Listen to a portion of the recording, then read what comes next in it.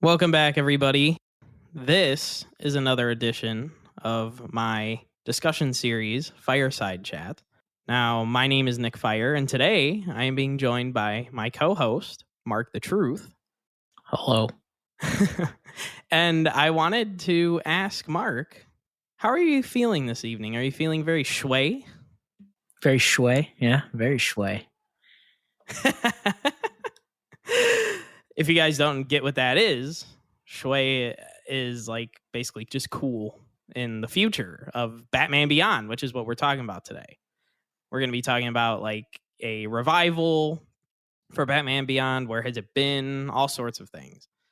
If you don't know what it is, though, because Batman Beyond only ran between 99 and 2001, so if you missed it, I really couldn't blame you in a sense. But Batman Beyond is basically one of my top 3 favorite shows of all time. It is my absolute favorite part of the DC animated universe. And it is about a young boy, Terry McGinnis, who becomes Batman Beyond and an apprentice to Bruce Wayne. And he's my favorite DC character and superhero of all time. How do you feel about him, Mark? I like it. I wouldn't say he's my favorite, but he is one of my favorite renditions of Batman. But I think the story is great, like a future version of Batman, and it's something that could very well be done now, and they haven't touched it. Exactly. They haven't touched it at all, and that's pretty much what we're here to talk about. Now, as I was saying, Batman Beyond it takes place in the future. It's a futuristic world. It takes place in Neo Gotham, which is like a cyberpunky version of Gotham City, where there's, neon lights and virtual reality and all sorts of futuristic technology, especially for what they imagined the future would look like in the 90s. But he has like his suit, the black and red suit, which I think most people have probably seen. They just didn't know what it was. There were a lot of toys and stuff for Batman Beyond. There was a lot. Yeah. Oh, yeah. And his suit is like red and black. Underneath is cybernetics. So anytime in the show when his suit got torn, you could see all like the red wiring. I just always love the concept. He has different powers instead of gadgets. He has like extra like super strength in a sense, not like kind of like Spider-Man like strength, not like Hulk strength or anything, but he's stronger. He's faster. He can fly. He has jet boots. He has electric, an aura that he can like summon to like electrocute people who touch him. He has invisibility, all sorts of things that obviously the original Bruce Wayne didn't have because of the technology he was limited to. But I always loved the series because even though I love Bruce Wayne as Batman, I like the dynamic between Terry and Bruce more, because you have the wise old Bruce Wayne who kind of does more of the detective work and takes the mentor role and takes a back seat, while Terry is out in the suit cleaning up the streets of Gotham, doing the physical work that old man Bruce can't physically do anymore. How did you always feel about their relationship? Oh, I liked it better than like, a father-son type situation. It was like, all right, this kid's gonna do what I'm gonna do. And I like how throughout the whole thing, like Batman basically can tell him like, hey, if you do this, you won't be affected by the guy, but he kind of lets him fail so he can learn. And I feel like that's a great dynamic of just, instead of like him just being like, oh yeah, press that button and you'll solve the issue right now. It's like, no, we're going to let you fail, lose that fight, regroup, learn from your mistake, and then try again. Yeah, that was one of the things I loved about it, was Bruce would let Terry fail or make the same mistakes he made in the past and then would give him the advice after. And that was, I don't know, like you said, it was better than if Terry was just his son or something. Yeah. It was cool that he wasn't. He was, well, at least in the original series, he wasn't. Yeah. Obviously, that ends up being changed in the Justice League cartoon, but in the original series, Terry had no association to Bruce at all. He was just some punk ass kid that Bruce just decided to pick up. And after, a tragedy, obviously there always has to be a great tragedy to summon a great hero. Bruce decided to allow this kid to become Batman. But it's a great series. It has these future themes. It has this mentor apprentice relationship. There's so many great things about Batman Beyond. And the thing that we just cannot figure out is, where the hell has it gone? Why does Warner Brothers have it out for Terry McGinnis? What is like the issue? Because from what I've seen, the only thing Terry has been allowed to do over the last 20 years is either be in his suit, at least be in video games, or just make random cameos in other shows and movies. He has not had his own film, series, anything. And I just don't understand why, because the concept is a gold mine, in my opinion. Well, and I think, one, it's a gold mine. Two, it's not just like a select niche group of Batman fans asking for it. Like, everybody's asking for it in some different new iteration. There's thousands of people asking for it. And like, it would be cool, because I feel like all of the people our age, kind of like in their 20s, maybe 30s, will know what it is. Yeah. Or remember seeing it on Cartoon Network. But it's such a cool concept, with the fact that you have a young Batman who kind of has like a smart mouth, and it's kind of like fusing Batman and Spider-Man together. That's kind of how Terry always felt to me. And that's a way to get the younger generation interested in it. And the older audience that never saw the Batman Beyond cartoon might find it fascinating, because it's something they've never seen before. Yeah, it's a whole different version of Batman that they haven't seen. Like, you still have Bruce to draw in those old fans that haven't seen it, but then you have a younger Batman, and then also it's in the future. It's like, there's so many possibilities you can go with that. Like, in the cartoon, like, the scenery, yeah, it's like some of it's kind of blocked out when they're far away, but as you get closer, like, everything is just different color palettes that just make sense for the future. And to see that either in live action or redone with technology now, like, that's going to draw in so many people. It seems like like I said, a gold mine of opportunity, because you have the nostalgia of like millennials, you have the older group, this being something they've never seen before, and then you have the young Batman to attract the kids. Like, you're getting every demographic across the board. You have toys that you can put out for the young demographic to also hook them even more. There were so many cool Batman Beyond toys. I had a few, and they were awesome. Yeah, and they all came with like extra little gadgets awesome. And stuff. Yeah, that too. So basically, the reason I was inspired to want to even make this video was simply because, as you guys know, Amazon Prime just came out with a new Bruce Timm Batman, the animated series called Batman Caped Crusader. And the show's pretty awesome, in my opinion. We're going to do a whole podcast on it in a few days. But it's doing great numbers for Prime. And Amazon is basically looking for any win they can get.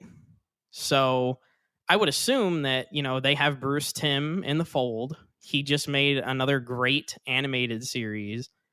I would assume that maybe Prime is going to be looking to see what other DC characters they could make animated series out of if Max isn't interested, or Warner Brothers. And with Bruce Timm in the fold, he's the creator of Batman Beyond. He's the one that made this. Batman Beyond wasn't a comic book prior. This was his idea. Yeah, it was all in his head. There's only ever been a TV series. I mean, there's comic books after, but the TV series is where he originated, Batman Beyond, and Terry McGinnis. So with Bruce Timm working with Prime, it makes me wonder if, like I said, if Warner Brothers isn't interested in doing it, I wonder if Amazon would be interested in some sort of a revival for the series. Would you want to see something like that? Oh yeah, and I feel like Amazon's our best bet right now, because I think, DC and Warner Brothers, they're kind of on their own path with like restarting everything. So I don't think anything from the past is really on their radar. So them giving the green light for him to go ahead and just redo it, or even just to remaster it or something, would be in their best interest. Yeah. Just bring him back. I mean, it could be anything. I'm asking for anything. It doesn't have to be crazy 200. Right. It doesn't have to be some like $200 million movie. I just need something. Yeah. Like, you could do a 5-episode short where Batman's gone. Terry McGinnis is now like 32. I mean, you could do so many things. There was only 52 episodes. I mean, that's relatively short for something like a Batman series. Yeah. So that's going to kind of get me into what I want to talk about next. Like Batman Beyond, where has it gone? Because, like I said, it was a 90s animated series. Bruce Timm created it, the guy who made Batman, the animated series, New Adventures of Batman, Superman animated series, Justice League, and Justice League Unlimited. This guy's like, he's always at his core understood Batman. And he came up with Batman Beyond during a time when Warner Brothers was interested in making like a teenage Batman. And he found this crazy cool way of doing it, instead of it just being Bruce Wayne as a teenager, which was never going to work. So from 99 to 2001, there were 52 episodes, and there was an animated film in 2000 called Return of the Joker, which is awesome. Now, Batman Beyond, like you would think that with how short of a lifespan it had, it was a failure, but it wasn't. It was very successful. And I mean, it was on TV for many years, even after the show ended. The only reason Bruce Timm moved on from Batman Beyond was because he wanted to do the Justice League show, and he couldn't work on two shows at once.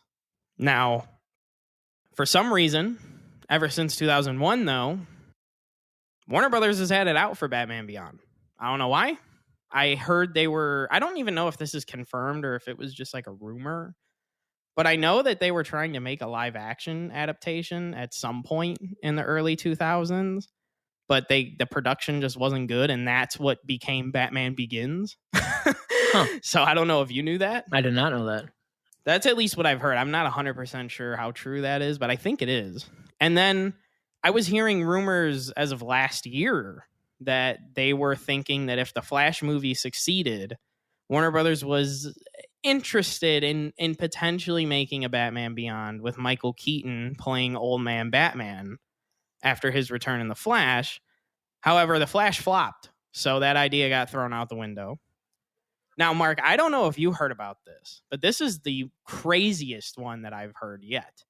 There was another idea. This got leaked last year, that the creators of the hit animated films Into the Spider-Verse and Across the Spider-Verse pitched an animated version of Batman Beyond in the same style last year with concept art and everything. And Warner Brothers just flat out rejected it and said, we're never doing it. Yeah, I did hear that. I didn't know that they flat out rejected it.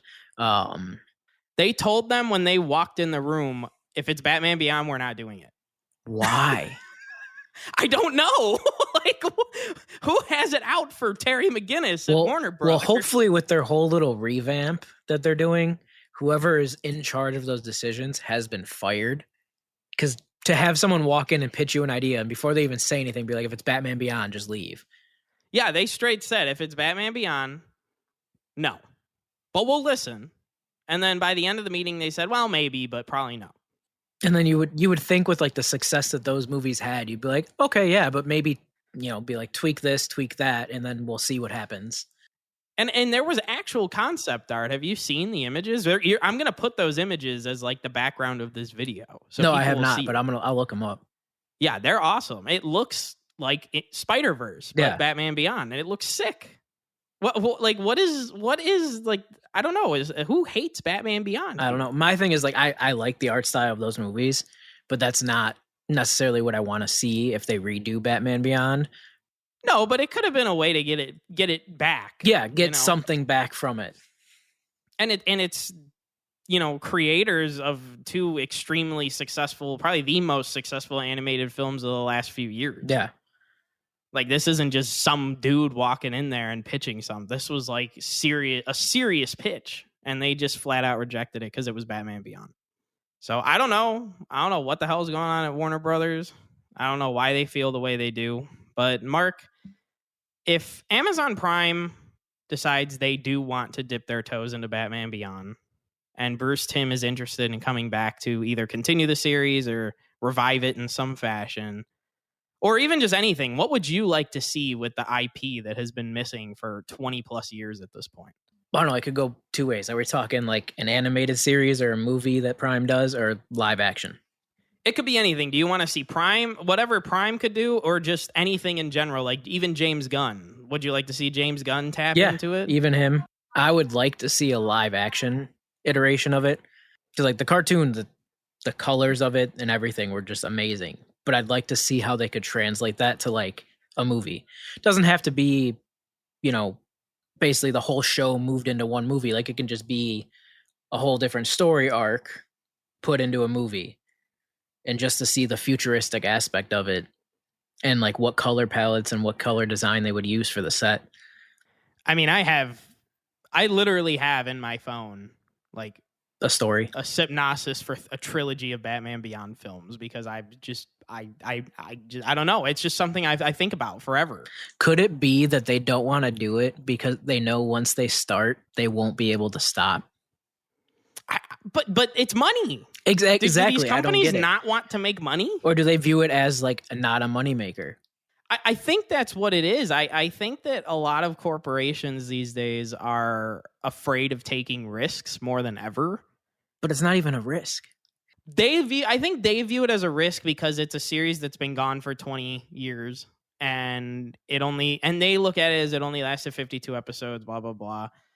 And, you know, they brought out like a Blu-ray, and I don't know how well the Blu-rays sell, but it's like, it's because it's only a certain group of people even know what Batman Beyond is.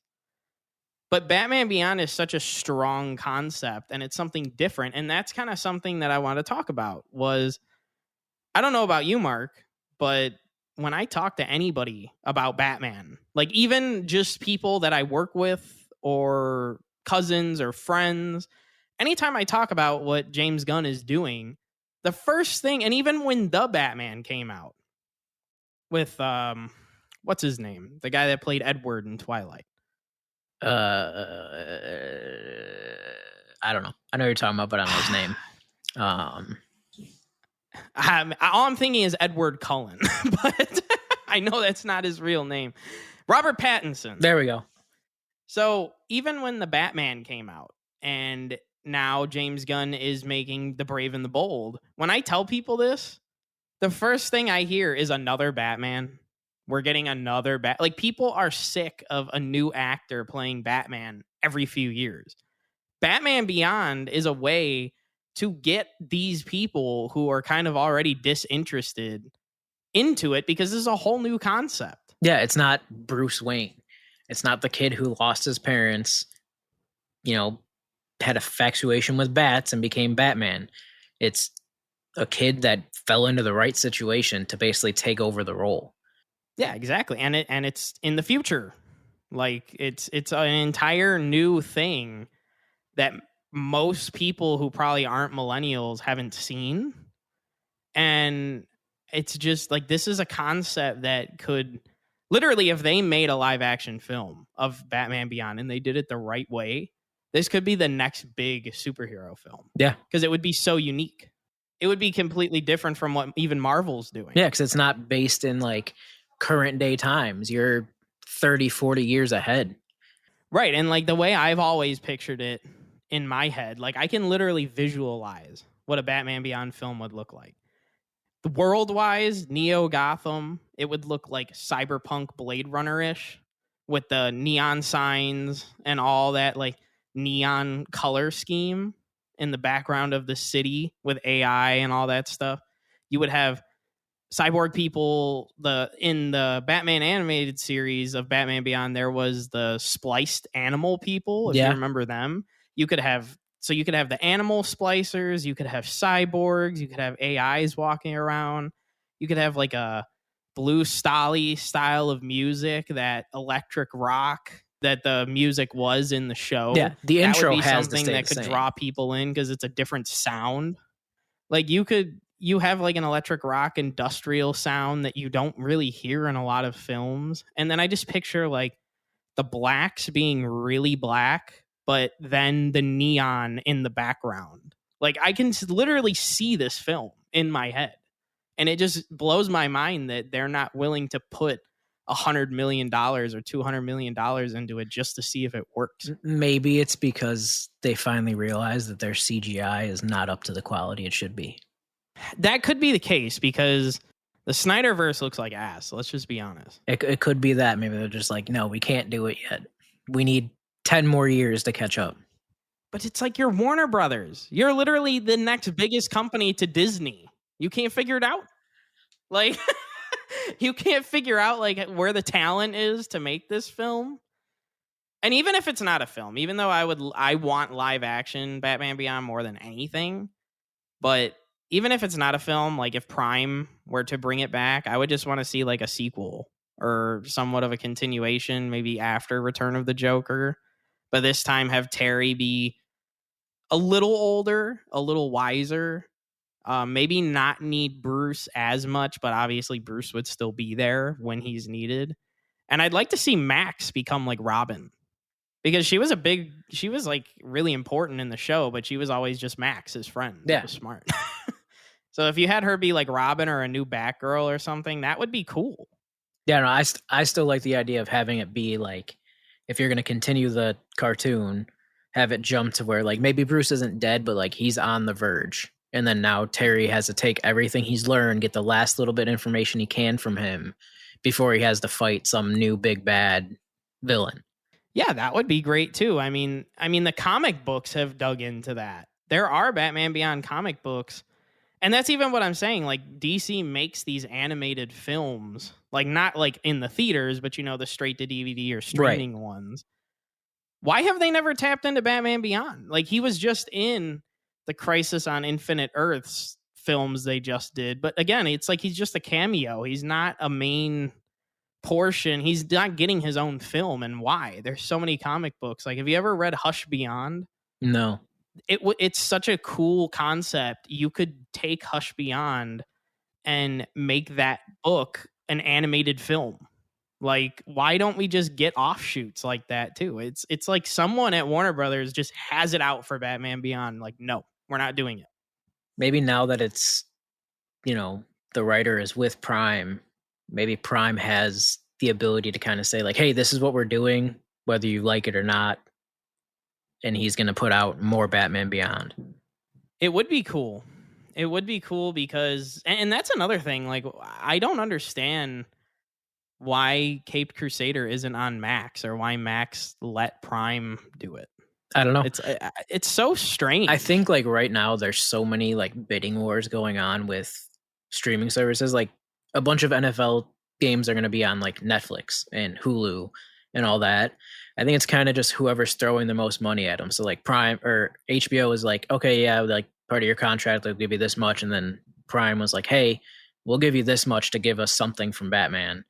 It could be. And if it is, I just hope that Prime looks at this as, okay, Caped Crusader was a massive hit for us. Now we need to start looking into more Bruce Timm things we can bring back. And I just hope that Batman Beyond is one of those things. Like if Warner Brothers doesn't want to do it, hopefully Amazon does.